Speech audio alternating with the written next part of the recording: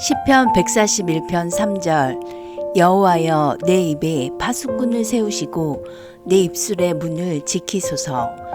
이 말씀은 다윗의 기도로 자신의 생명을 노리는 계속적인 사울의 칼날 끝에 서 있는 다윗의 절박함으로 시작되고 있습니다.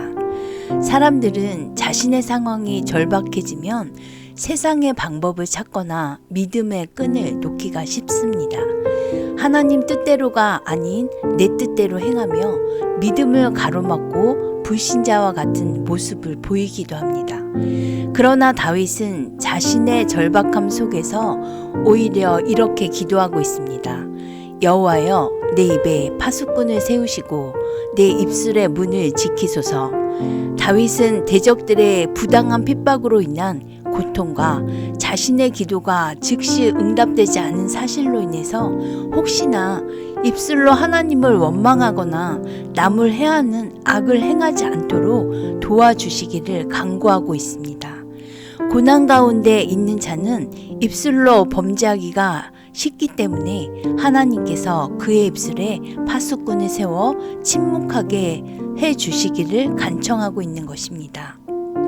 이 기도는 주님께서 가르쳐 주신 기도 중에 우리를 시험에 들게 하지 마옵시고 다만 악에서 구하옵소서라는 부분을 떠올리게 합니다.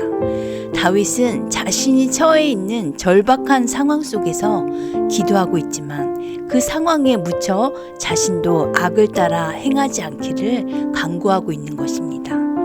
상황이 어떠하건 자신은 오직 복 있는 사람의 길을 지킬 수 있기를 간구하고 있다는 것이죠.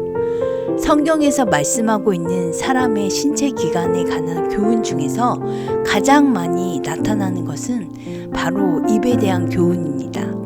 사람의 입에서 나오는 말은 그 사람에게 유익을 주기도 하지만 때론 자신의 일생을 망치고 남들까지도 제약으로 이끄는 멸망의 원인이 되기도 한다는 사실을 말씀하고 있습니다.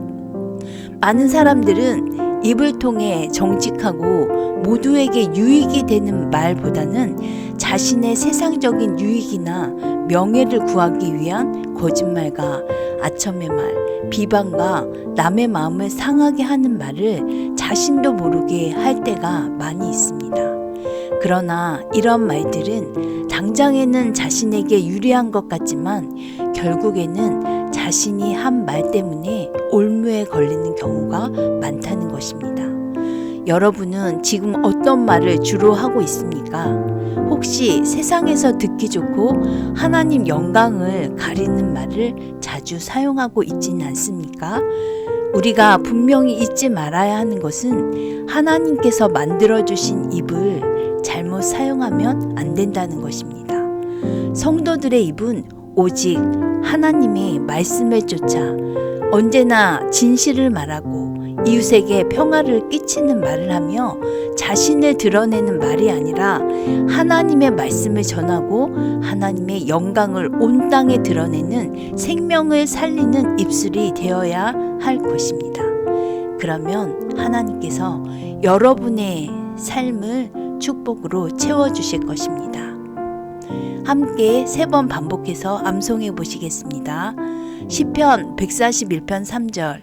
여호와여, 내 입에 파수꾼을 세우시고 내 입술의 문을 지키소서.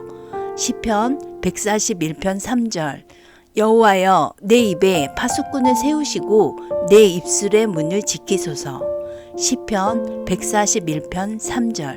여호와여, 내 입에 파수꾼을 세우시고 내 입술의 문을 지키소서.